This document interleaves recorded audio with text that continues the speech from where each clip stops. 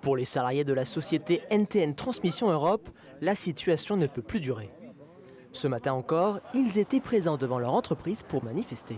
Les salariés, leur revendication, c'est la réouverture immédiate des négociations salariales, avec comme revendication, pour faire face à l'inflation, c'est 6% d'augmentation générale des salaires uniforme, c'est-à-dire un pourcentage de la masse salariale divisé par le nombre de salariés, et 100 € bruts pour les intérimaires au bout de 6 mois d'ancienneté.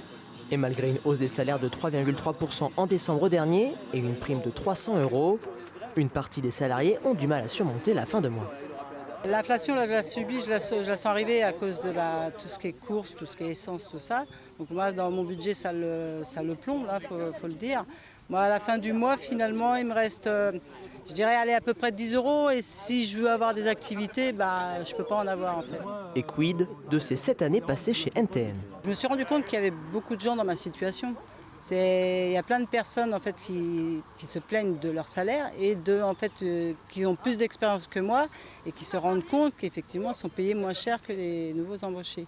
Donc c'est frustrant parce qu'on a quand même de l'expérience, mais on voit bien qu'elle est gommée en fait, l'expérience. Contactée par téléphone, la directrice des ressources humaines Nathalie Thomas indique avoir proposé de faire accélérer les choses. Une concertation pourrait avoir lieu le lundi 19 juin sous condition de l'arrêt de la grève, chose que les salariés n'ont à ce jour pas acceptée.